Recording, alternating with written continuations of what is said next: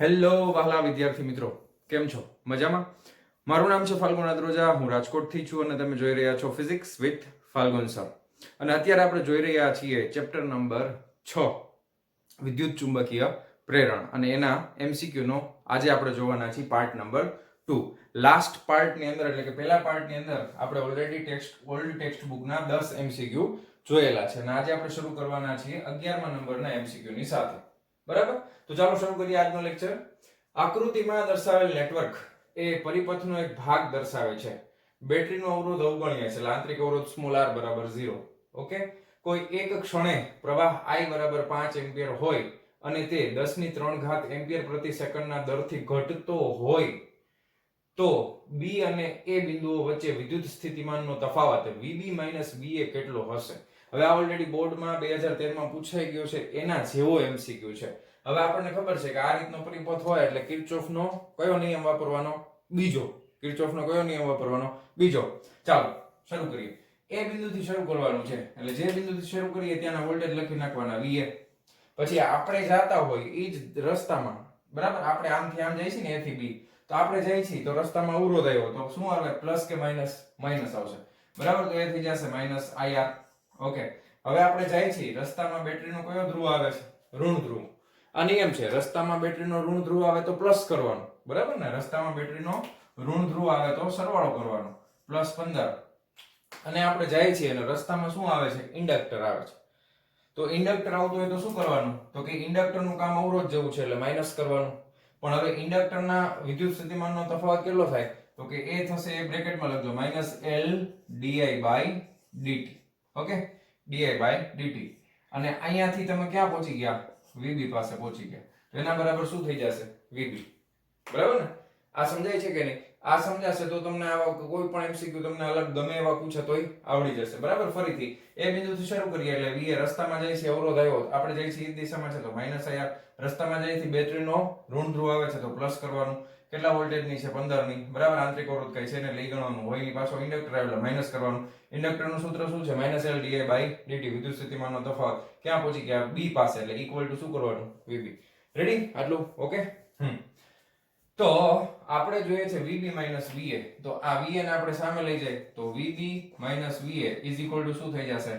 15 IR. જો આ 15 પહેલા લખ્યું, -IR છે ને. હવે I કેટલો આપ્યો છે બાળકો? 5. બરાબર, અને અવરોધ કેટલો છે? તો કે 1. બરાબર, આ માઈનસ માઈનસ પ્લસ થઈ જશે. ઇન્ડક્ટન્સ કેટલું છે? તો કે 5 મિલી હેનરી. મિલી એટલે 10⁻³ ઘાત. બરાબર, મિલી એટલે 10⁻³ ઘાત. ઓકે, સો 5 મિલી હેનરી છે. ઓકે ઓકે, ચાલો ઇન્ડક્ટન્સ થઈ ગયું ઇનટુ હવે di/dt. હવે આ તમને જો આપ્યું છે એમ્પિયર પ્રતિ સેકન્ડ, એટલે પ્રવાહના છેદમાં સમય આવી ગયો di/dt. કેટલું છે? 10⁻³ ઘાત. આ થઈ જશે 10⁻³ -3 +3 ગયા. બરાબર, તો આ થઈ ગયું 15 -5 5 +5 -5 +5 ગયા. વધ્યા શું? 15. ઓકે, કેટલો તફાવત આવશે? 15 volt. Okay, option number C is correct. તો તમારી બુકની અંદર વિડિયો પોઝ કરીને લખી લેજો. હવે જોઈએ છીએ નેક્સ્ટ MCQ. ચાલો બાળકો, નેક્સ્ટ MCQ છે 12મા નંબરનો. એક ગૂંચળાને સમય સાથે બદલાતા જતા ચુંબકીય ક્ષેત્રમાં મૂકતા તેમાં પ્રેરિત થતા પ્રવાહને લીધે વિદ્યુત ઉર્જા જૂલ ઉષ્મા ઉર્જા રૂપે વ્યય પામે છે. હવે જો ગૂંચળામાં આટાની સંખ્યા 4 ગણી અને ગૂંચળાના તારની ત્રિજ્યા અડધી કરવામાં આવે તો વ્યય પામતી વિદ્યુત ઉર્જા ખાલી જગ્યા થશે. બરાબર ને? થોડોક કોમ્પ્લિકેટેડ છે. બરાબર, એટલે બધા સ્ટેપ વ્યવસ્થિત રીતે જોતા જજો, સમજતા જજો અને પછી આપણે જોશું. બરાબર, જો બદલાતા જતા ચુંબકીય ક્ષેત્રમાં તમે મૂકો કોઈ ગૂંચળાને તો એમાં પ્રેરિત પ્રવાહ એટલે કે પ્રેરિત EMF ઉત્પન્ન થયો હોય તો જ પ્રેરિત પ્રવાહ ઉત્પન્ન થાય. તો પ્રેરિત EMF નું સમીકરણ શું છે? એપ્સિલોન બરાબર -N dϕ/dt. બરાબર ને? પ્રેરિત EMF કેટલો થાય? તો કે એપ્સિલોન બરાબર -N dϕ/dt. ઓકે, હવે અહીંયા એક વસ્તુ નોટિસ કરો કે અહીંયા જો આ માઈનસ નાની r લઈ લેવામાં આવે એટલે એપ્સિલોન ચલે છે, કેપિટલ N લખી શકાય. આ તો અચળ છે, જો -dϕ/dt બરાબર અચળ. બરાબર, ઓકે. તો એમ કહી શકાય પ્રેરિત EMF છે આટાની સંખ્યાના સમપ્રમાણમાં ચલે છે. હવે વાત કરવાની છે લંબાઈની અને ત્રિજ્યાને, બરાબર. તો હવે વાત કરીએ અવરોધની, થોડી વાત કરીએ. r બરાબર શું થાય? રોયલ બાય a, બરાબર. તો આ થઈ જશે રોયલ. એરિયા કેટલો થાય? તો કે પાઈ r સ્ક્વેર. હવે તમને ખબર છે કે રો અને પાઈ આ બે વસ્તુ અચળ છે, એટલે હું એમ કહી શકું કે r જે છે r ચલે છે l બાય r સ્ક્વેર, બરાબર ને. r ચલે છે l by r square. Rho અને પાઈ બે કેવા છે? અચળ. તો આટલી વસ્તુ ક્લિયર થઈ ગઈ, કાંઈ પ્રોબ્લેમ નથી ને. હવે ત્રીજી વસ્તુ કે તમે શું કરો છો કે આટાની સંખ્યા 4 ગણી કરો છો અને ત્રિજ્યા છે એ અડધી કરી નાખો છો, પણ ગમે એ તમે કરો, કદ તો હંમેશા કેવું રહેવાનું છે? કદ કેવું રહેશે? કદ બરાબર અચળ. તો પહેલાનું કદ બરાબર જ તે પછીનું કદ થશે ને. તો પહેલાનું કદ કેટલું થાય બાળકો? તો કે પહેલાનું કદ થશે પાઈ r1 નો સ્ક્વેર l1, ઓકે. અને પછીનું કદ થશે પાઈ r2 નો સ્ક્વેર l2. ક્લિયર? પાઈ પાઈ કેન્સલ કરી નાખો, બરાબર. તો હવે આના ઉપરથી આપણને એક રિલેશન મળી જશે. શું રિલેશન મળે છે? તો કે l2 ને છેદમાં જવા દે, સોરી l1 ને. તો l2 ના છેદમાં l1 is equal two r1 ના છેદમાં r2, બેનો સ્ક્વેર છે એટલે હોલ સ્ક્વેર લખી નખાય કે નહીં? બરાબર ને. જો l2 ના છેદમાં l1 બરાબર r1 ના છેદમાં r2 હોલ સ્ક્વેર, આખાનો વર્ગ. આટલું સમજાણું? બરાબર. હવે તમને પૂછ્યું છે કે વિદ્યુત ઉર્જા સ્વરૂપે વેગ પામતી ઉર્જા. વિદ્યુત ઉર્જા એટલે પાવરના સ્વરૂપમાં. પાવર એટલે પાવરના 3 સમીકરણ છે. એક તો vi પણ થાય, v²/r થાય અને i²r પણ થાય. તો હવે અહીંયા પ્રવાહ આપણને કઈ અત્યારે આપેલો નથી, એટલે આપણે પાવરનું સમીકરણ છે, ઉર્જાનું સમીકરણ છે, હું અત્યારે પાવરનું આપણે લખીએ. કયું લખશું? તો કે v²/r. તો ε²/r લખું છું. v એટલે શું થઈ ગયું? emf થઈ ગયું ને, એટલે ε²/r. ઓકે. હવે અહીંયા આપણે જસ્ટ ખાલી કિંમત મૂકવાની છે. ઓકે, જસ્ટ ખાલી આપણે શું કરવાનું છે? બેનો ગુણોત્તર લઈ લઈએ. હવે જો ઉર્જા કીધી છે એટલે ગુણ્યા સમય આવે, પણ સમય બે માટે સરખો છે એટલે આપણે ડાયરેક્ટ પાવરનો ગુણોત્તર લઈ લઈશું. p1 ના છેદમાં p2 બરાબર શું થઈ જશે? ε1 નો સ્ક્વેર ના છેદમાં ε2 નો સ્ક્વેર ગુણ્યા r2 ના છેદમાં r1. ઓકે, ગુણોત્તર સમજાઈ ગયો છે. ચાલો હવે ε1 નો સ્ક્વેર અને ε2 નો, ε1 ચલે છે n સ્ક્વેર, એટલે અહીંયા તો n1 નો સ્ક્વેર આવી જશે, બરાબર. અને અહીંયા આવી જશે n2 નો સ્ક્વેર ગુણ્યા r2/r1. ઓકે. હવે r2/r1 છે એટલે r2 બરાબર શું થાય?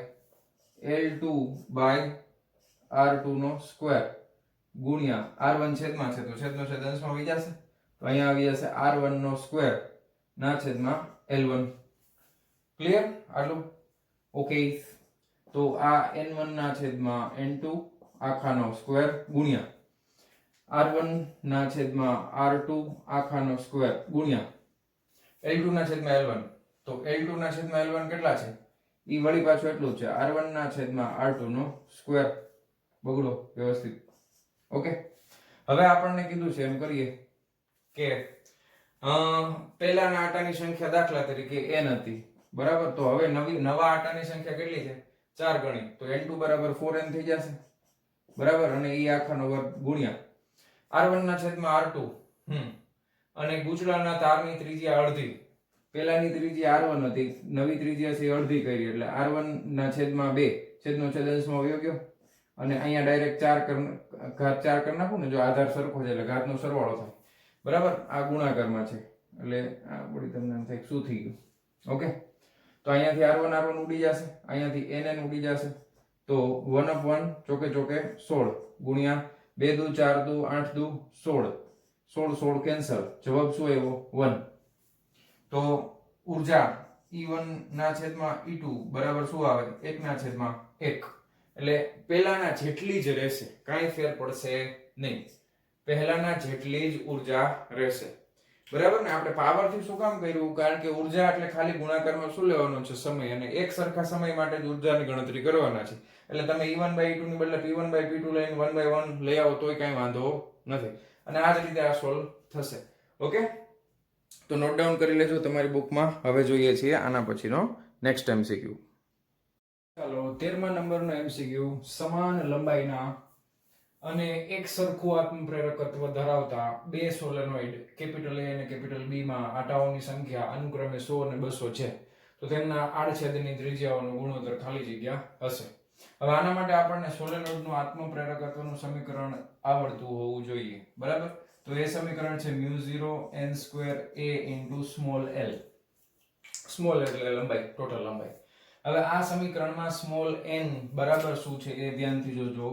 આ છે ને ઈ એકમ લંબાઈ દીઠ આટાની સંખ્યા છે. તો દાખલા તરીકે હું એમ કહું કે કુલ આટાની સંખ્યા n છે અને આ છે એકમ લંબાઈ દીઠ આટાની સંખ્યા છે, તો કેપિટલ N બરાબર શું થશે? તો કે સ્મોલ n l. બરાબર?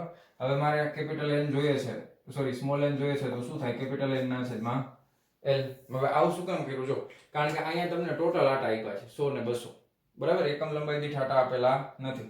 તો આ સમીકરણને થોડુંક મોડિફાઈ કરીએ તો શું થઈ જશે? μ0 સ્મોલ n ની જગ્યાએ capital N square upon l square into a into small l. એક l કેન્સલ થઈ ગયો, તો આ થઈ જશે μ0 n square a by l. આ આત્મપ્રેરકત્વ છે. ઓકે, હવે તમે જુઓ કે એક વસ્તુ નોટિસ કરો, શું શું સરખું આવ્યું છે? સમાન લંબાઈના, બરાબર? આ લંબાઈ સરખી છે અને એક સરખું આ l સરખા છે, બરાબર? બે સોલેનોઇડ આટાની સંખ્યા અલગ અલગ છે. તો હવે આ μ0 તો અચળ હોય, તો એવું કહી શકાય કે n સ્ક્વેર છે એ ચલે છે 1 upon a. તો આમ થાય કે n સ્ક્વેર છે એ ચલે છે 1 upon pi r સ્ક્વેર, બરાબર? પાઈ એટલે પાઈ તો અચળ છે પાછું, એટલે n સ્ક્વેર ચલે છે 1 upon r સ્ક્વેર. લખાય કે નહીં? બરાબર? હવે આપણે ચાલો સરખું કરી નાખીએ તો કે n1 નો સ્ક્વેર ના છેદમાં n2 નો સ્ક્વેર છેદનો છેદ અંશમાં r2 નો સ્ક્વેર upon r1 નો સ્ક્વેર. આગળ કર્યું તો એમ જ તે ગુણોત્તર લેવાનો છે, બસ બીજું કઈ છે નહીં. ઓકે, તો 100 અને 200, તો અહીંયા થઈ જશે 1 2 3 4 100 નો વર્ગ 200 નો વર્ગ કેટલો થાય? 2 દુ 4, 1 2 3 4 મીંડા ઇઝ ઇક્વલ ટુ r2 નો સ્ક્વેર ના છેદમાં r1 નો સ્ક્વેર. આ 4 4 મીંડા ગયા. ઓકે, તો તેમના આડછેદની ત્રિજ્યાઓનો ગુણોત્તર. હવે ત્રિજ્યાઓનો ગુણોત્તર એટલે r1 ના છેદમાં r2 પૂછ્યું છે ને આપણને, યાદ રાખજો. પાછું આ n1 ના છેદમાં n2 બરાબર r2 ના છેદમાં r1 છે, પણ આપણને તો ત્રિજ્યાઓનો ગુણોત્તર પૂછ્યો છે, એટલે આપણને r1 બાય r2 પૂછ્યું છે, બરાબર? તો r1 બાય r2 જોતું હોય તો શું થઈ જશે? બે બાજુ વર્ગમૂળ કાઢી લઈએ તો આ શું થઈ જાય? અને પાછું ઉલટું છે એટલે 2 ના છેદમાં 1 આવી જશે. જો r1 નું સ્ક્વેર એનું વર્ગમૂળ એટલે r1, 4 નું વર્ગમૂળ 2, r2 ના સ્ક્વેર નું વર્ગમૂળ r2, 1 નું વર્ગમૂળ 1. તો r1 ની સામે 2, r2 ની સામે 1, બરાબર? તો r1 upon r2 એટલે r1 જેમ r2 કેટલા આવશે? 2 જેમ 1.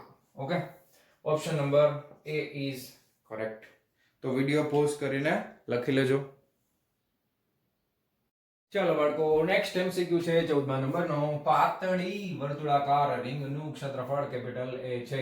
રિંગને કેપિટલ B તીવ્રતા ધરાવતા સમાન ચુંબકીય ક્ષેત્રમાં ક્ષેત્રને લંબ રૂપે રાખેલી છે. રિંગમાં નાનો કાપો કરી રિંગના બે છેડાને ગેલ્વેનોમીટર સાથે જોડતા પરિપથનો કુલ અવરોધ r ઓહમ મળે છે. જો રિંગનું એકાએક સંકોચન થઈને ક્ષેત્રફળ શૂન્ય બનતું હોય તો ગેલ્વેનોમીટરમાંથી પસાર થતા વિદ્યુત ભારનું મૂલ્ય ખાલી જગ્યા થાય. ઓકે, હવે વાત અહીંયા ફ્લક્સ બદલાવાની છે, પણ ફ્લક્સ કઈ કઈ રીતે બદલાઈ શકે? તો કે ફ્લક્સ જે છે એને બદલવાની એક રીત એવી છે કે એનું ક્ષેત્રફળ છે એમાં ફેરફાર કરવામાં આવે, બરાબર? ફ્લક્સમાં ફેરફાર કરવામાં આવે તો પ્રારંભિક ફ્લક્સ phi બરાબર શું લખી શકાય? ફ્લક્સ બરાબર પ્રારંભિક ફ્લક્સ કેટલો થશે? phi બરાબર આડછેદનું ક્ષેત્રફળ a અને ગુણ્યા b, ab cos θ. હવે ક્ષેત્રફળ આમ છે, બરાબર? ચુંબકીય ક્ષેત્ર આમ છે, તો ક્ષેત્રફળનો સદિશ આમ જ હોય. ab cos θ, cos 0 થશે, સમાંતર છે એટલે cos 0 બરાબર 1. એટલે પ્રારંભિક ક્ષેત્રફળ, પ્રારંભિક ફ્લક્સ કેટલું થઈ જશે? ab. ક્લિયર? હવે ફાઇનલ ફ્લક્સ તમને કહી દીધું છે phi2 બરાબર સંકોચન થઈને 0 થઈ જાય છે, એટલે આ અંતિમ ફ્લક્સ તો 0 જ થશે. હવે તમને પૂછવામાં આવે ફ્લક્સમાં થતો ફેરફાર, તો ડેલ્ટા phi કેટલો આવશે? તો કે phi2 minus phi1, એટલે આ કેટલો થઈ જશે? minus ab બરાબર ડેલ્ટા phi. જોજો બરોબર, ફ્લક્સમાં થતો ફેરફાર મળી ગયો. હવે ફેરાડેના નિયમ ઉપરથી આપણને ખબર છે, ફેરાડેના નિયમ ઉપરથી આપણને શું ખબર છે કે એપ્સિલોન બરાબર કેટલા થાય? -n delta phi by delta t. d phi by dt લખો, delta phi by delta t લખો, એક જ છે. પણ એ આપણને ખબર છે આટાની સંખ્યા તો એક જ રિંગની વાત છે, એટલે n ને હું અત્યારે કાઢી નાખું છું, બરાબર? અને અહીંયા આપણે માઈનસ કરી નાખીએ. હવે અહીંયા માઈનસ આ કિંમત મૂકી દે એટલે શું આવી જશે? માઈનસ માઈનસ પ્લસ થઈ જશે. આનું માઈનસ પ્લસ થઈ ગયું, ના છેદમાં ડેલ્ટા t થઈ ગયું. હવે એપ્સિલોન એટલે કે છે તો વિદ્યુત સ્થિતિમાન જ તે, વિદ્યુત સ્થિતિમાનનો તફાવત એટલે શું થાય? v = i r થાય. ઓકે, હવે I બરાબર શું થાય બાળકો? dq બાય dt, બરાબર. એટલે q ના છેદમાં ડેલ્ટા t સમયમાં થતો ફેરફાર, બરાબર. Delta q by delta t. અત્યારે વિદ્યુત ભાર જોઈએ છે, ડેલ્ટા q લખીએ કે q લખીએ કઈ ફેર પડતો નથી, આપણે q માની લઈએ, બરાબર. અને r ના r રહેશે, બરાબર. બે બાજુથી ડેલ્ટા t કેન્સલ કરી નાખો, વિદ્યુત ભારને કરતા બનાવીએ એટલે શું થઈ જશે? r છેદમાં વહી જશે ab ના છેદમાં કેપિટલ R. ઓકે, બસ તમારા ફંડામેન્ટલ કન્સેપ્ટ ક્લિયર હોય એટલે થઈ જાય ઇઝીલી, બરાબર. તો સાચો ઓપ્શન કયો છે બાળકો? Option number B is correct. Option number B is correct. Video pause કરીને લખી લેજો. ચાલો, 15મા નંબરનો એમસીક્યુ. એક ચુંબક ગૂંચળા તરફ ગૂંચળાની અક્ષની દિશામાં ગતિ કરે છે. ગૂંચળામાં પ્રેરિત EMF નું મૂલ્ય એપ્સિલોન છે. હવે જો ગૂંચળું પણ ચુંબક તરફ ચુંબકના જેટલા જ વેગથી ગતિ કરે તો પ્રેરિત EMF નું મૂલ્ય ખાલી જગ્યા થશે. હવે તમને ખબર તો હશે જ કે ગૂંચળું અથવા ચુંબક કોઈ પણ એકબીજા તરફ ગતિ કરે તો EMF ઉત્પન્ન થાય, અને એ EMF છે એ કોના ઉપર આધાર રાખે? એપ્સિલોન બરાબર BVL, ગતિકીય EMF કહેવાય. અને શું કહેવાય? ગતિકીય EMF. એપ્સિલોન બરાબર BVL. હવે ચુંબકીય ક્ષેત્ર અચળ છે, લંબાઈ અચળ છે, એટલે આપણે એમ કહી શકાય કે એપ્સિલોન ચલે છે વેગ v. તો પહેલા કેસ માટે એપ્સિલોન 1 ચલે છે વેગ v1 કરીએ. હવે બીજા કેસમાં શું થાય છે? જો v1 થી i આવે છે ને v1 થી i આવે છે, બે એકબીજાની સામે આવે છે, એટલે અહીંયા સાપેક્ષ વેગ ગણવાનો, બરાબર. અને સાપેક્ષ વેગ આ v છે ને iv છે, તો કેટલો થાય ભેગો? 2v, બરાબર. તો આપણે એમ લખી શકીએ કે એપ્સિલોન 2 ચલે છે 2v1. ઓકે, પહેલા વેગનું બમણો. ઓકે, હવે આપણને ખબર છે કે એપ્સિલોન 1 બરાબર, તો એપ્સિલોન, હવે બેનો ગુણોત્તર લઈ લઈએ આપણે. એપ્સિલોન 2 ના છેદમાં એપ્સિલોન 1 જોઈ છે ને, એટલે 2v1 ના છેદમાં v1 કેન્સલ, તો એપ્સિલોન 2 બરાબર કેટલા આવે? 2 એપ્સિલોન 1. એપ્સિલોન 1 બરાબર તો એપ્સિલોન છે, એટલે આ થઈ જશે 2 epsilon. Okay, option number she is correct. Ready? તો ચાલો વિડિયો પોઝ કરીને લખી લેજો. હવે જોઈએ છીએ નેક્સ્ટ એમસીક્યુ. ચાલો બાળકો, નેક્સ્ટ એમસીક્યુ છે 16મા નંબરનો. આના જેવો એમસીક્યુ ઓલરેડી બે વખત બોર્ડમાં પૂછાઈ ગયેલો છે, 2013 અને 14. 5 સેન્ટીમીટર લંબાઈ ધરાવતો સળિયો 2 × 10⁻2 ઘાત વેબર પ્રતિ મીટર સ્ક્વેર તીવ્રતા ધરાવતા ચુંબકીય ક્ષેત્રને લંબ રૂપે ગતિ કરે છે. જો સળિયાનો પ્રવેગ 2 મીટર પ્રતિ સેકન્ડ સ્ક્વેર હોય તો પ્રેરિત EMF ના વધારાનો દર ખાલી જગ્યા થાય. ઓકે, પ્રેરિત EMF ના વધારાનો દર એટલે EMF ના છેદમાં સમય. જ્યારે પણ દર શબ્દ આવે એટલે તમારે સમજી લેવાનું સમયની સાપેક્ષે હોય, એટલે d એપ્સિલોન બાય dt થાય, બરાબર છે. એટલે એનો એકમ શું થાય? વોલ્ટ પ્રતિ સેકન્ડ. હવે એક વસ્તુ તમે નોટિસ કરો, આ એમસીક્યુ બેઠો પૂછાય તો તમારે કોઈ જાતની ગણતરી કરવાની જરૂર પડશે નહીં. શું કામ? કારણ કે જો આ બધા ઓપ્શન સરખા છે, માત્ર એકમ જ અલગ છે. ખાલી તમને એકમ ખબર પડી ગઈ કે EMF ના વધારાનો દર પૂછ્યો છે, એટલે EMF એટલે વોલ્ટ પ્રતિ સેકન્ડ. તો option number D is correct. આ એમને ખબર પડી જાય, માત્ર એકમ જાણતા હોય તો ખબર પડી જાય.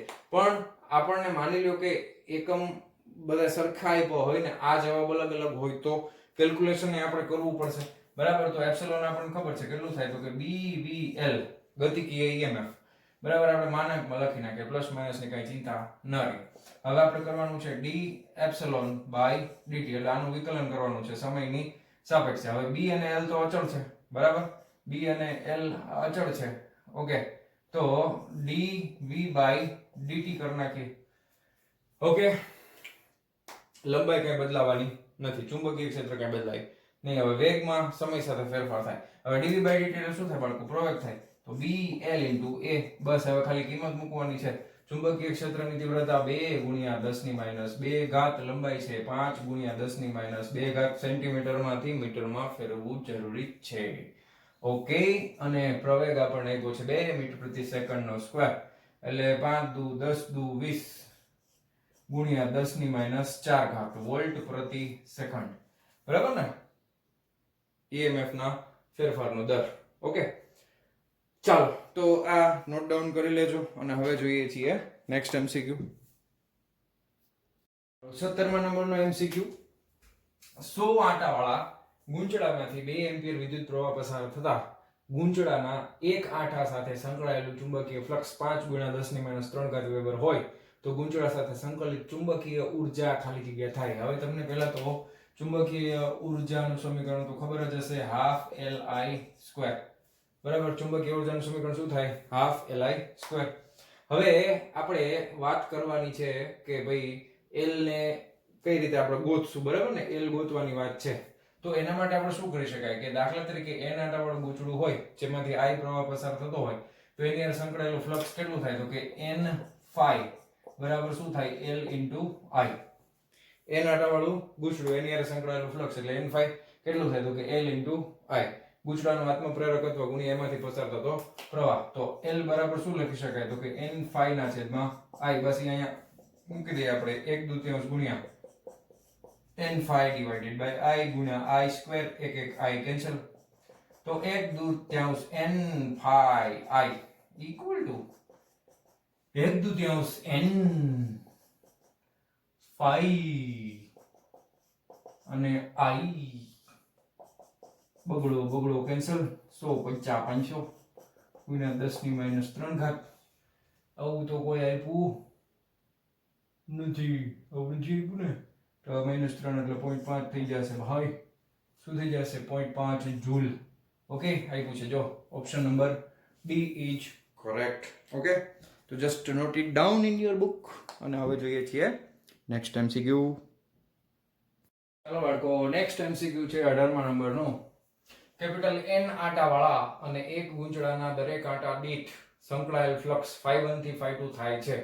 જો ગુંચળા સહિત વિદ્યુત પરિપથનો કુલ અવરોધ કેપિટલ R હોય તો ગુંચળામાં પ્રેરિત વિદ્યુતભાર ખાલી જગ્યા. ઓલરેડી બોર્ડમાં 15 અને 17 માં પૂછાઈ ગયેલો છે. ઓકે, હવે તમને જો યાદ હોય તો આપણે હમણાં જે 14મા નંબરનો કર્યો ને એની ઓલમોસ્ટ કોપી જેવો જ આ MCQ છે. બરાબર, હવે n આંટાવાળું ગુંચળું ને એમાં ફ્લક્સમાં થતો ફેરફાર ∅1 માંથી કેટલું થાય છે? ∅2. તો આપણે ફ્લક્સમાં થતો ફેરફાર ડેલ્ટા phi શું લખાય? તો કે n આંટાવાળું છે એટલે n ∅2 minus n ∅1. બેયમાં n આંટા છે તો આ કેટલું થઈ જશે? n ∅2 minus ∅1. ક્લિયર? ઓકે, હવે આપણે પ્રેરિત વિદ્યુત ભાર ગોતવાનો છે તો એના માટે આપણે EMF ની જરૂર પડશે. તો પ્રેરિત EMF છે ને માનાંકમાં લખી નાખી એટલે માઈનસ ની કઈ જરૂર પડે નહીં. તો ડેલ્ટા phi ના છેદમાં ડેલ્ટા t આવશે. બરાબર ને? એકચ્યુઅલમાં શું આવે? Minus d phi by dt થાય ને? બરાબર, પણ આપણે ડેલ્ટા phi by કારણ કે માનાંકમાં લઈ લીધું છે એટલે માઈનસ ની કઈ ચિંતા કરવાની રહેશે નહીં. તો અહીંયા આપણે શું લખી શકાય? ડેલ્ટા phi એટલે કેટલા છે? n ∅2 minus ∅1 ના છેદમાં ડેલ્ટા t. હવે પ્રેરિત EMF E is equal to શું લખાય? IR લખાય. V is equal to IR લખાય. એપ્સિલોન બરાબર શું લખાય? I into R. I બરાબર શું લખાય? Q by delta t into R. Delta t સામ કેન્સલ. વિદ્યુતભાર Q ને કરતા બનાવો તો શું થઈ જશે? n ∅2 minus ∅1 ના છેદમાં R. This is the answer. Okay, same to same 14મા નંબરના MCQ ની કોપી જ છે. બોર્ડમાં 2 વાર પૂછાઈ ગયો છે. તો just note it down in your book. અને હવે જોઈએ છીએ નેક્સ્ટ MCQ.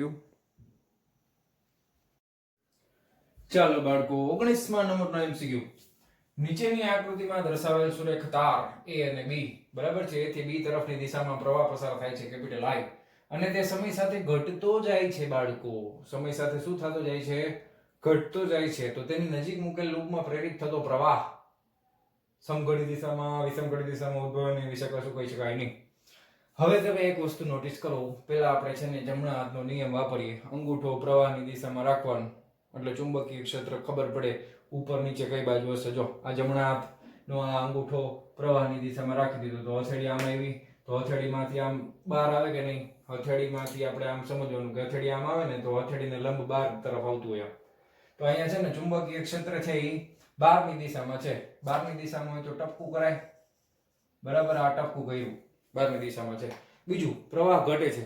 તો પ્રવાહ ઘટતો હોય તો આ ચુંબકીય ક્ષેત્ર છે એ સમયની સાથે શું થતું જાય? ઘટતું જાય. બરાબર છે. હવે આ વધારો ઘટાડો છે એ આ ગૂંચળાને ગમે નહીં. તો ગૂંચળાને બહારની દિશામાં છે અને પાછું ઘટે છે. બહારની દિશામાં છે ને અને પાછું ઘટે છે. તો ગૂંચળું શું કરશે? બહારની દિશામાં વધારશે. કઈ દિશામાં વધારશે? બહારની. હવે બહારની દિશામાં એટલે અંગૂઠો બહાર આવવો જોઈએ. તો આમ ફેરવવાની આંગળી આમ ફરે એટલે પ્રવાહ આમ ફરે. જો બરાબર, આ બહારની દિશામાં આવ્યું, આ બહારની દિશામાં. અને ઘટે છે એટલે બહારની દિશામાં એ વધારવાનો પ્રયત્ન કરશે. વધારવાનો પ્રયત્ન કરે એટલે ગૂંચળાને ચુંબકીય ક્ષેત્ર એ બહારની દિશામાં ઉત્પન્ન કરવું પડે. બહારની દિશામાં એટલે આપણે આમ ફેરવવી પડે આંગળી. આમ ફરે એટલે તમારે આમ સમજવાનું. આમ એટલે કઈ દિશા થઈ ભાઈ? સમઘડી. વિષમઘડી કઈ થાય? એન્ટી ક્લોકવાઇઝ થઈ ને, એટલે વિષમઘડી. Option number D is correct. Okay, તો યાદ રાખજો, નોટ ડાઉન કરી લેજો. હવે જોઈએ છીએ નેક્સ્ટ એમસીક્યુ. ચાલો 20મા નંબરનો એમસીક્યુ. આકૃતિમાં દર્શાવ્યા પ્રમાણે બે વર્તુળાકાર ગૂંચળાઓને 3 સ્થિતિઓમાં ગોઠવેલા છે. બે ગૂંચળાઓના તંત્રનું અન્યોન્ય પ્રેરકત્વ કેપિટલ M ખાલી જગ્યા કઈ સ્થિતિમાં મહત્તમ થશે, બરાબર, અથવા તો ત્રણેય સ્થિતિમાં સમાન હશે, એવું આપણને પૂછ્યું છે, બરાબર. હવે તમે જુઓ કે આ પહેલી પરિસ્થિતિ, બીજી પરિસ્થિતિ, ત્રીજી પરિસ્થિતિ. હવે એક વસ્તુ તમે સમજો કે આ ગૂંચળું છે પહેલું, બરાબર, એના આડછેદનું જે ક્ષેત્રફળ છે, તો હવે અન્યોન્ય પ્રેરકત્વ ક્યારે થશે કે કોઈ એકમાંથી થતો પ્રવાહમાં થતો ફેરફાર બીજા ગૂંચળાની અંદર પ્રવાહ ઉત્પન્ન કરે, બરાબર. આ ઘટના છે એને અન્યોન્ય પ્રેરકત્વ કહેવાય. એટલે એક વસ્તુ તમે સમજો, પહેલા ગૂંચળામાં જો પ્રવાહમાં ફેરફાર થાય, બરાબર, તો પ્રવાહના લીધે જે ચુંબકીય ક્ષેત્ર ઉત્પન્ન થશે એ ગૂંચળાની ફરતે એટલે સેન્ટરમાંથી આમ ઉપર જતું હશે અથવા અંદર આવતું હશે. જે પ્રવાહની દિશા હશે એ પ્રમાણે કાં તો આમ આડછેદનું આ ગૂંચળું છે, બરાબર, કાં તો ક્ષેત્રફળ છે એ આમ ઉપર તરફ જતું હશે ચુંબકીય ક્ષેત્ર, કાં તો નીચે તરફ. એ પ્રવાહની દિશા નક્કી કરશે. હવે તમે બીજું ગૂંચળું છે એ આમ રાખો તો એ બીજા ગૂંચળાના આડછેદના ક્ષેત્રફળમાંથી મહત્તમ ચુંબકીય ક્ષેત્ર પસાર થાય. આમ રાખો તો સાવ 0 થઈ જશે. અને ત્રીજા કેસમાં ઉપર જાય છે ચુંબકીય ક્ષેત્ર, ગૂંચળું તો અહીંયા પડ્યું છે એટલે અહીંયાથી થોડું ઘણું જશે, આમ ફરી ફરીને આખી રિંગ બને ને, બરાબર. તો સૌથી વધારેમાં વધારે છે ને એ પહેલા કેસની અંદર આ વસ્તુ પોસિબલ થાય. તો સ્થિતિ 1 માં મહત્તમ હશે. ક્લિયર છે? ચાલો હવે જોઈએ છીએ આના પછીનો નેક્સ્ટ એમસીક્યુ. ચાલો બાળકો, તો 21મા નંબરનો એમસીક્યુ ટેક્સ્ટ બુક પ્રમાણેનો લાસ્ટ એમસીક્યુ છે અને આજના લેક્ચરનો પણ આ લાસ્ટ એમસીક્યુ છે. આપણે એમ પૂછ્યું છે કે ભાઈ એસી જનરેટરમાં t બરાબર 0 સમયે પ્રેરિત EMF શૂન્ય હોય, બરાબર. હવે એક વસ્તુ તમે સમજો કે પ્રેરિત EMF ના એસી જનરેટર માટે તમે બે સમીકરણ યુઝ કરી શકો છો. એક છે V બરાબર Vm cos ઓમેગા t અને બીજું છે V બરાબર Vm sin omega t. Okay, હવે એક વસ્તુ નોટિસ કરો કે t બરાબર 0 સમયે આ 0 ક્યારે થાય? sin વાપરો તો થાય, cos વાપરો તો થાય. હવે t બરાબર sin 0 બરાબર 0 થાય, cos 0 બરાબર. તો આપણે સમીકરણ વાપરશું આ બીજા નંબરનું. ઈ તમને હિન્ટ આપેલી છે કે આ સમીકરણ વાપરવાનું છે, બરાબર. તો π/2 ઓમેગા સમયે પ્રેરિત EMF ખાલી જગ્યા હશે ને આ ઓલરેડી 2014 જેવો છે, બરાબર. તો ચાલો જોઈએ. V બરાબર Vm sin ઓમેગા સમય કેટલો છે? π/2 ઓમેગા. ઓમેગા ઓમેગા કેન્સલ, તો આ થઈ ગયું sin π/2. ઓકે, sin π/2 એટલે sin 90, sin 90 એટલે કેટલા થાય? 1. તો આ થઈ જશે પ્લસ Vm. V બરાબર Vm, એટલે આ થશે option number A is correct. તો વાલા વિદ્યાર્થી મિત્રો, આજનો આ લેક્ચર આપણે અહીંયા કમ્પ્લીટ કરીએ છીએ. આના પછીના એમસીક્યુ ના લેક્ચરમાં હવે આપણે જોશું બોર્ડમાં પૂછાઈ ગયેલા અને એના પછી ગુજકેટમાં પૂછાઈ ગયેલા IMP MCQs. ઓકે, મળીએ છીએ નેક્સ્ટ વિડિયો લેક્ચરમાં. ત્યાં સુધી આવજો.